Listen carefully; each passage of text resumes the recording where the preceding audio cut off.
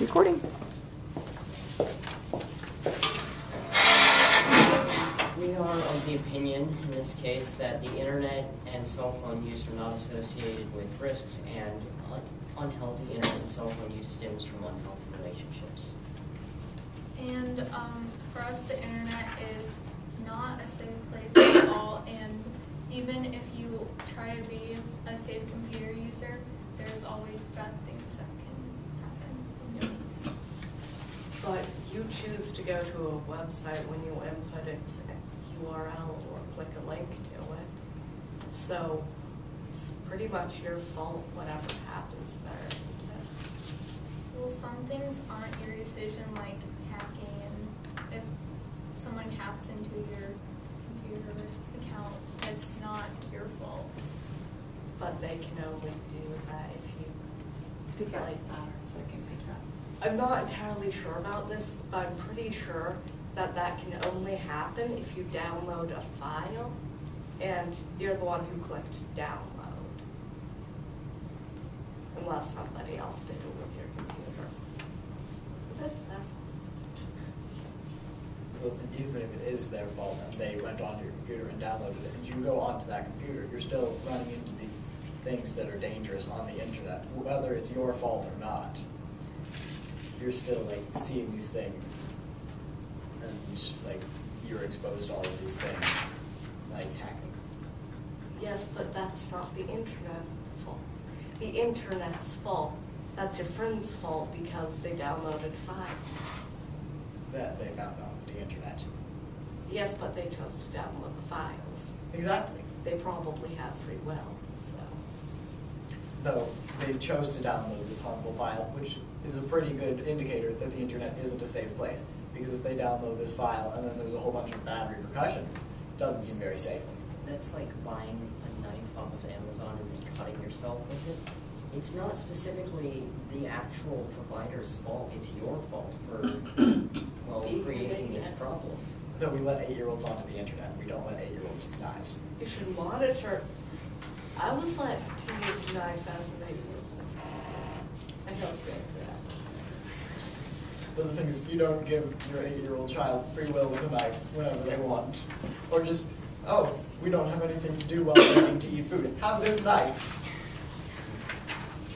I feel like comparing a knife to the internet is... That, as it may, this is a specific, sorry, go. No, it's No, all right, well, this is a specific unhealthy relationship where a parent isn't monitoring their child. If the parent knows that the internet contains dangers, then the parent needs to monitor their child to prevent these dangers from happening. So you're saying that anytime a child goes on the internet, the parent should sit behind them and watch them while they go on to whatever sites that they go on to make sure that nothing bad happens to their child, so their child doesn't have any privacy. Sure. Sounds like perfect parenting. even monitoring a child, they can still like come across bad things on the internet. Sorry. It's not. Yeah. But you can just close the window or whatever. But you can close the window, but it's still there. It's not safe. It's not a good thing. You can still close it, but it's there. It's not going to go away because you closed the window. Thankfully, young children aren't that smart, and they may forget about the thing entirely if the window is closed and they don't see it for an extended period of time, whatever it may be that's upsetting you. But it's still on the internet, so other people can come across that same thing. It's true, but Even other if But they're young other children. people. They're not your problem. Though here, I'm pretty sure none of us have children that we're worried about being exposed to the internet or anything like that. What about So we're Mrs. talking about Barnhouse? none of us here in the discussion. Yeah. In case you haven't noticed, Ms. Barnhouse is not in the discussion. Well, So- I assumed you mentioned the room. No. But, so this whole discussion is about other people. So, Well, it's kind of about us too, because we are, and somewhat still are, I meant to say were the first time, anyway, children. So it's kind of relevant to us, sort of. I mean, not that much anymore, Though also, even just like beyond things that maybe shouldn't be seen, files that maybe shouldn't be downloaded on the internet like opens like children up to things like cyberbullying, which has become a giant problem. Like over half of adolescents and teens have been bullied online, and according to bullyingstatistics.org. So, and more than 1 in 3 young people have experienced cyber threats, same source. And only 1 in 10 of those people tell their parents when cyberbullying occurs, and fewer than 1 in 5 are reported to law enforcement. They should have told their parents, shouldn't they? Though the thing is, you can't like really blame all of this stuff on children, because I mean, I'm sure there are things that, I know there are things that I've been supposed to do that I haven't wanted to do, things that I should have told people that I didn't want to. And the thing is, well, I could have done better there. The thing is, it's not going, every child, you can't really hold every child responsible for not doing that, especially when they're the one getting bullied. Okay, but the thing with cyberbullying is that bullying also happens in schools. Are schools bad? No, but that has a negative effect there. So, and this has a negative effect here.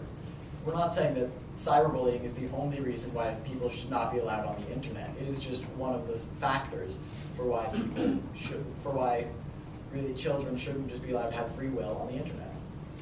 Now, this goes back to the monitoring thing. If a parent actually looks at what their child, at what sites their child goes on the internet, which is why we have internet history, then they can find out if their child is being cyberbullied, if based on what sites they've been on and how the child is acting. So, once more, the parent can kind of tell how their kid is by monitoring. Well, you can't really tell from internet history if someone is being cyberbullied. You can tell if they've gone on social networking sites which would allow cyberbullying to happen. Though the thing is, I go on Facebook, I have a Facebook account, and I haven't been cyberbullied through Facebook. So my parents could look at the internet history on my computer and see that Facebook is on there. That doesn't necessarily mean that I am being cyberbullied through Facebook. It is very possible to have a social media account without being cyberbullied, even though it is also like a thing that opens you up to cyberbullying. Doesn't that support our side? What I'm saying is, it opens you up to cyberbullying, so like really children shouldn't be allowed to have free reign of the internet. Parents should be able to like control their child's social media use. I thought you had said something about anti-monitoring. I'm unsure about what specifically your positions on, like monitoring and social media and stuff on. No, what I'm saying with social media is I'm not saying that the parent should have to like sit and watch their child the whole time, which is what you said earlier was, quote, perfect parenting. No. So what I'm saying is, like, the parents could check, say, their friends list for a site like Facebook and see what sort of things they post and decide whether they think that that person is like a positive or negative influence on their child through social media. But saying that, if I understand what you're saying, that supports our position, doesn't it? That you could look at a child's friends list and decide whether that friend was a positive or negative influence. No, because your side is there are no risks associated with the internet. There are still risks, is what I'm saying. And the thing is, most parents don't do these things. Most parents don't think about these things. Yeah, it says, according to the San Diego County District Attorney, that only 52% of parents, only 20% of parents do not supervise, so there's still that 20% that can be like exposed to bad things and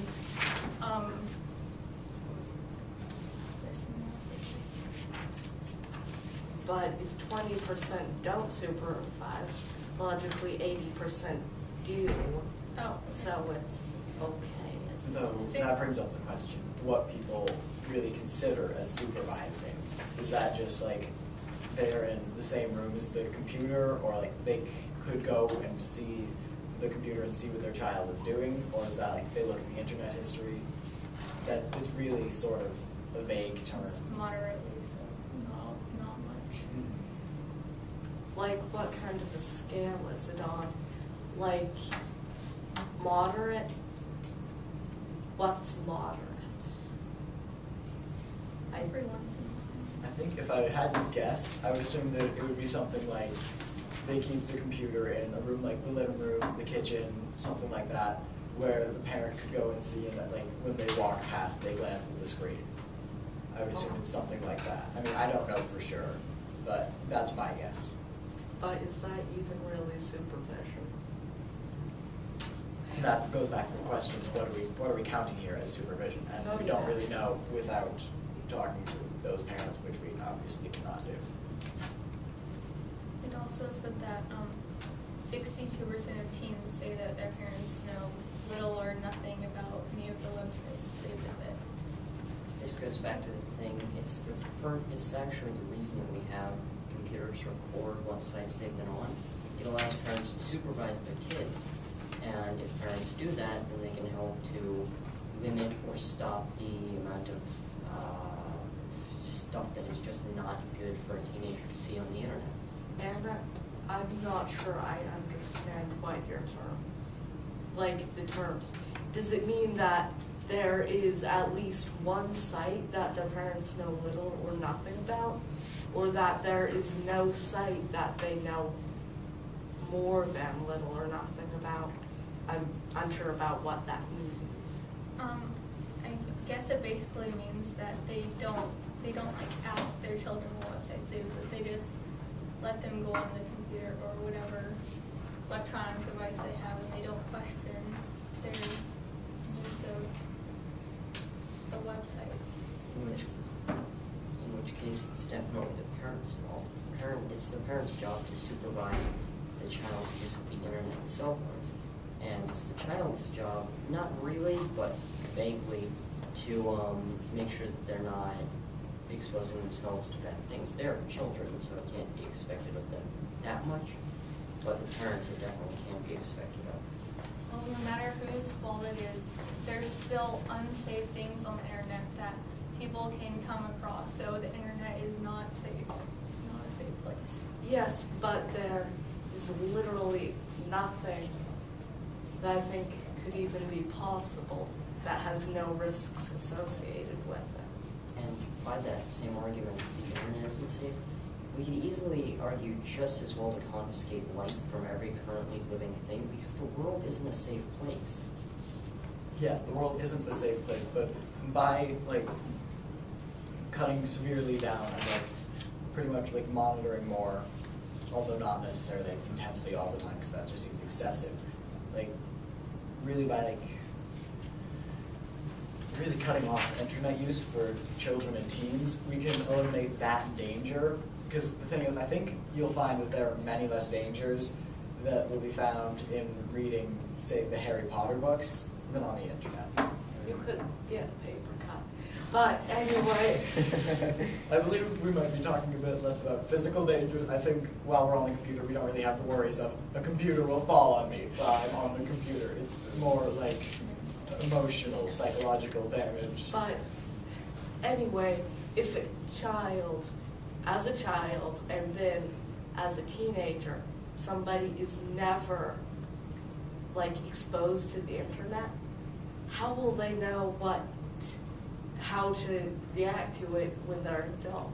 Are they going to just be Amish or something? There are Amish people, and they get along pretty well without the internet, from what I've seen. I believe I've watched part of a documentary on Amish people once. They seem to do pretty well by themselves.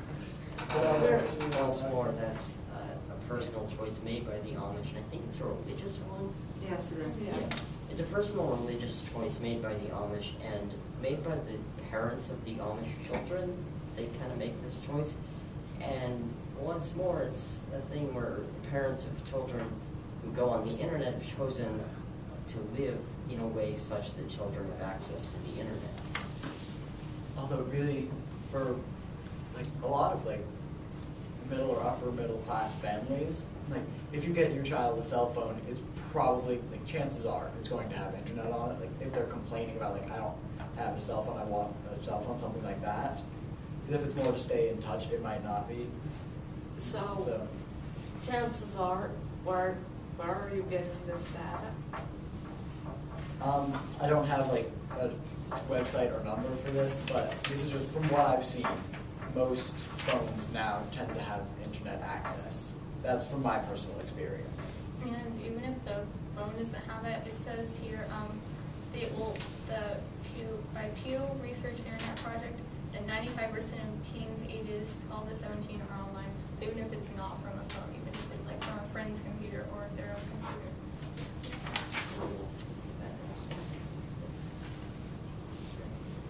And once more, with the thing that even if you're monitoring, even if it's a parent monitoring a friend of their child, they should still monitor them. So the thing is, you can't really like, it's weird for like a parent to go over to like their child's friend's house and ask to look at the internet history. Many parents are going to be uncomfortable doing that. That's not a realistic expectation. Not so much with that, but more as a, more if a child comes over, if a friend of their child comes over to their house and they use the internet, the parent should still be capable of monitoring that specific use of the internet. And as it's at their house, they should probably be responsible for it too. No, also not every parent, like most parents encourage social growth in their children. I feel like that's safe to say. Once again, I don't have a like statistic for that. No, I agree with you. That's correct.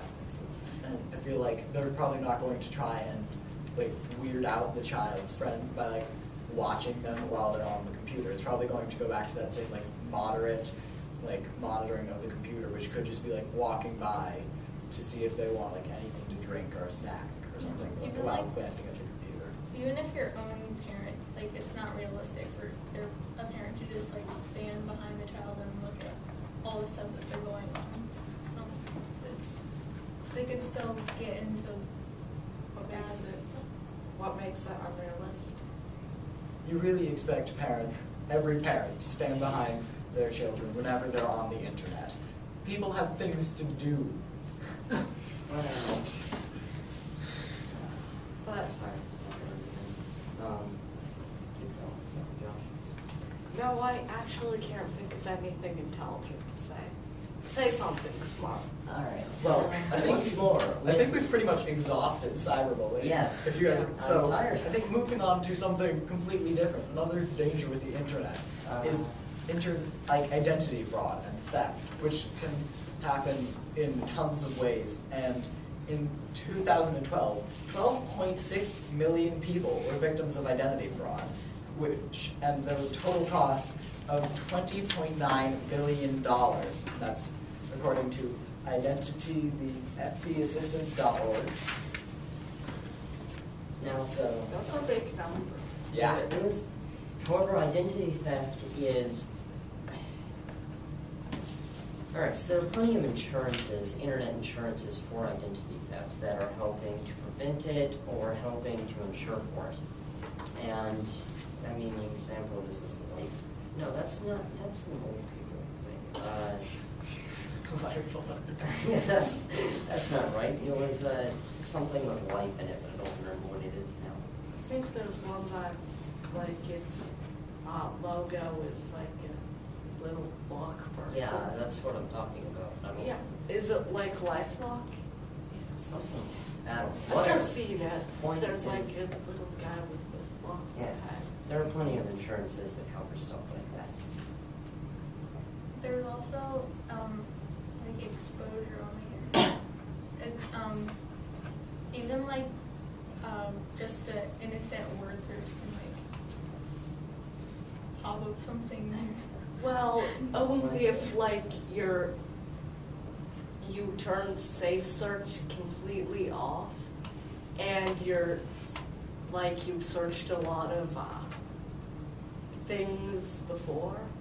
Will that happen? Or somebody borrowing your computer has? It's not that likely that you're going to get something completely inappropriate for when mild's correct, a mild word search. It's happened before. Exactly. Yeah, Word so star. the It's internet. not that likely. Okay, I just wanna make sure that you guys are doing your career evaluations, because after they look at them, they're gonna give me out and grade them. So if you haven't been doing them, you've got about 5 minutes. Get that, because. So you're agreeing It's with us supposed to that, be $1 million this whole time. that Well, I people think can come you're across bad kind things of on. right. However, Even if it's not. the search start It's a and come up dangerous with inappropriate place. things, but only if somebody else took safe search off and searched for pornography, like 50 times. And once more, with monitoring what, assuming it's your kid, if you monitor them or you monitor yourself. I'm kind of tired of that whole argument being the only one that I have. Do we have anything else? Yes, we do. There's Oh, also, like, things like spam and something that I believe was pronounced, like, I think it's pronounced like phishing. It's spelled P-H-I-S. Oh, yeah, phishing, isn't that's that like- what you're having to It's get the your activity of computer? defrauding an online account holder of financial information by posing as a legitimate company. A Okay. Norwegian prince wants $500 Basically, to get like, to America. Donate X amount of money to Coca-Cola to help save the polar bears. Even when it's just some person who wants money. That's how it works. Things like that, because But polar bears. This one is kind of where it's the individual's fault if they fall for it. There are tons of programs on the internet that educate about this stuff. It's not that hard to find them because you can look up. most people Gonna don't go read through looking for those. them, is the thing. Well, in It's people's fault then, like and we are taught about this. in first, in like first grade, and then every year since then until like 6th grade, there was something about internet safety and stuff. And And there it was really annoying and nobody really listened. But Exactly. it had a point, and I remember some It things. had a point, and No if one no one listened. really listened, then it was once more the child's fault. No one really listened because it didn't interest them, because Well, like, it was boring, so of course it didn't. exactly. And it's So the thing is, not you the can't internet's really fault like there. give a lecture to a child about something and expect them to remember it when they just don't care at all. Things you can't really like set realistic expectation, like unrealistic expectations, and then when they don't meet up to them, say that it's their fault for running into these unsafe things I on the think it's internet. realistic to think that child will remember some annoying lecture about something they don't really care about, even if they just listen to what the words are because they're bored. We certainly remembered. All four of us remembered that that existed. Yeah. And more so than that, even if we didn't remember the specific words of it, we remembered the message, which is be careful and don't fall for things when it's don't give money out, don't give out personal information. They do that every single year as part of internet safety. A lot of people don't pay attention. A lot of people don't just pay attention to class regularly.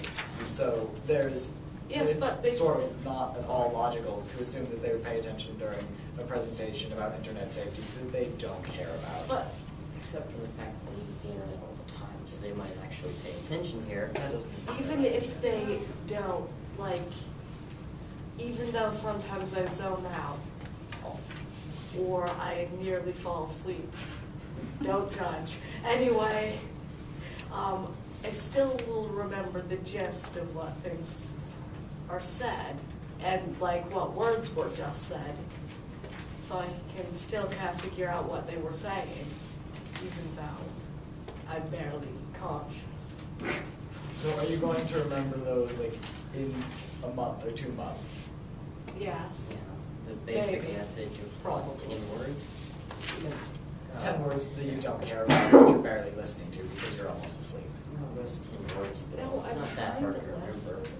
It's 10 words that you But don't for the care people about that at all. don't remember and go on And- to the websites and get That's why they do this every year. Every year there's a lecture about it. because it's still happening, this internet is not saving people. And it's going up. It's not just staying the same, it is going up. They're In- all, In October of 2012, Javelin Strategy and Research conducted a survey of 5,249 U.S. customers and found out that identity fraud, this time to go about identity fraud, had increased like a lot. And How much? I don't know if it says how much, but 1 in 4 data breach notification recipients became a victim of identity fraud. So According to this is Javelin Strategy and Research. the government, it's just the government side. It was a thing off identity, the ftAssistance.org. As technology starts getting more advanced, only like more and more people are gonna start using the, well, there's gonna be more like openings to use the internet and stuff like that if once people start using it longer, so they're not gonna be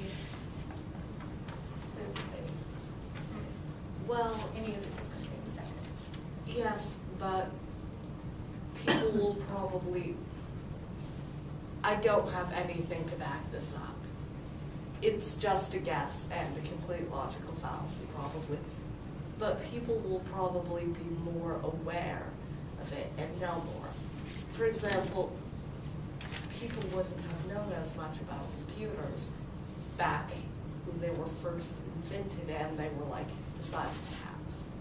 Well, there's tons of technology now, and like Henry said, there's still people getting, what is it, like, identity theft fraud, like thousands of people cheated.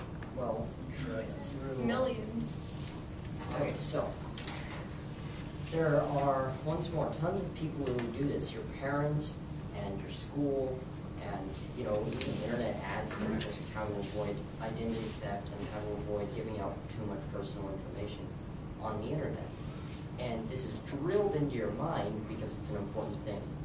If you forget it after being told by all of those, well, your parents and your school, and the ads are a possibility, but not every day, but all the time, it's not, you're not going to forget it. It's going to be something that's lodged in your brain until you die. Yet it's still happening like every single day. I didn't say people were smart enough to actually listen, I just said they remember it. Exactly, they'll remember, but they don't pay attention to it, is the thing. It's their fault. It's not the internet's fault, it's theirs. They're going to know how to avoid any dangers on the internet, and they still don't. It's kind of their fault. It's not really the internet's. Though there are still those risks associated with the internet. Because our argument is that there are risks associated with the internet and cell phone usage. Not if you go on the internet, you will experience cyberbullying, identity fraud, and you will get tons of spam. That's not our argument. Unfortunately, though, there are risks associated with the internet, so it's Exactly. No. impossible to argue against. They're not right. They're right. No, But that wasn't your argument, Sage. I know. but Yours was that people can resist those risks, or that. People can resist those risks. too. Ours was that they're not. though also, sort of, actually, this, I believe sort of goes back to your thing about how they said it gets drilled into their brain over and over again.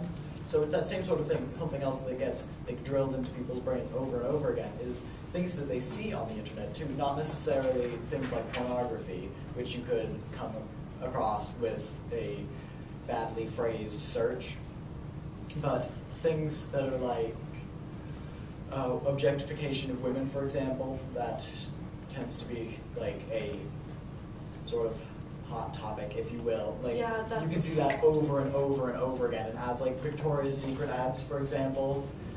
Women scantily clad, probably full of implants, I mean, from a realistic viewpoint. And the thing is, you're teaching your like very small children that things like this are okay, acceptable, normal. It is fine to treat children, or it's fine to treat women like that. No, is the thing. not, I disagree entirely, because for example, this is a really stupid argument, but I've always had more or less free reign of the internet, as long as I could like type and stuff, reading, seems good. But anyway, I've also been told that objectification of women and stuff is wrong for all my life. Yes, though not everyone. So you can see that on the internet, but not be affected by it. Yes, I'm offended by it rather than But because you're, accepting. because you have a healthy attitude about it, just like your argument says, you're not being affected by An it. education from parents and schools about how to avoid these risks. And this is one of the specific ones that's, well, really from parents. I don't think I've had any formal education about it. Not that much. Go. Anyway, okay, stop. Yeah. I want you guys to give them your peer evaluations, and before we put your name on it, you're gonna get back to me. You guys are gonna get a name when you're done looking at it. Here you go. Put your name on it, so that way Any of I can these give you arguments credit for they doing were- that. If you don't mind, if you're not comfortable with. Yeah, you never use the things I thought we were gonna do this anyway. what you would say about how like I wrote the everything. idea of like. I also wrote a lot of stuff at the bottom Okay, about lots of different things you could have talked about that you Okay, didn't. we're second. And how they drilled on pretty much the same topic for over half the You guys didn't even I didn't understand how you guys were Surprising. not discussing. You guys need to get up like- here so they can come over, Yeah. Bell's gonna ring in about a minute or two. Anybody?